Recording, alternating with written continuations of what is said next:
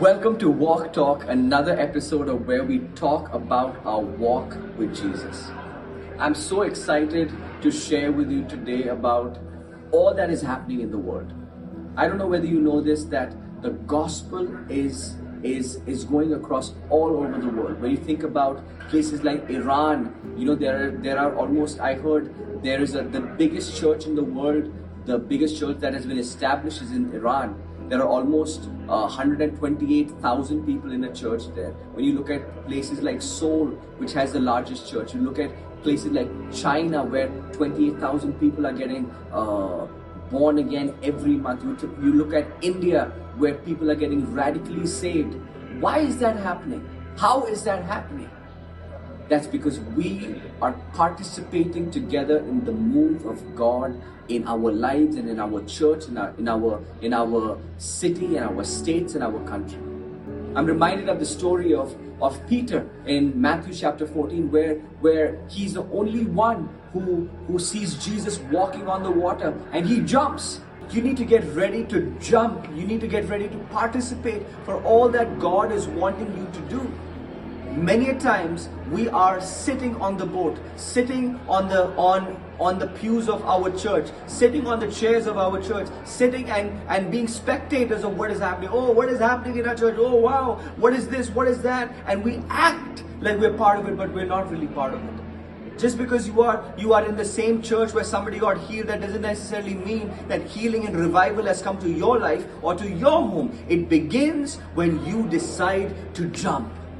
Are you going to jump to what God wants you to do, or are you going to spectate and see, oh my gosh, let me check the water. Oh, is it going to be, is it really going to happen? Am I going to be able to walk like Jesus is walking? But let us decide to be like Peter and jump. I want you to know what is the first thing that stops us from jumping. It's fear. I want you to know that Peter jumped with fear.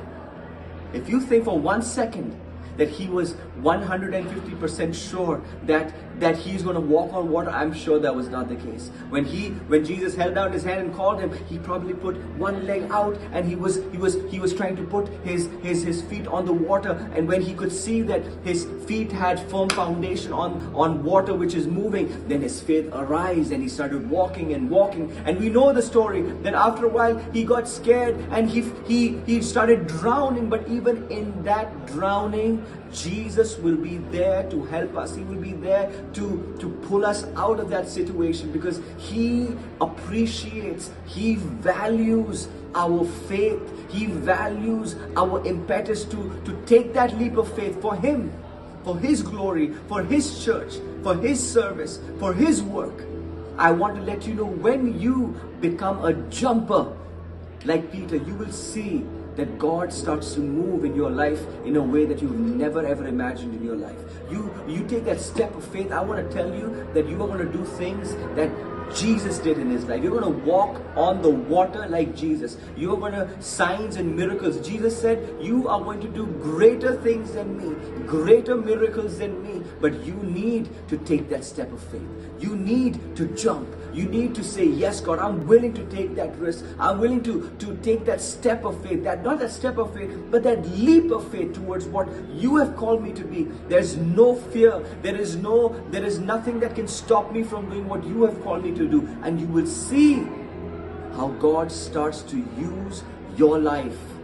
Stop being a spectator of what God wants to do in your city and join the global revival of God wants to do in and through your life, because he needs you.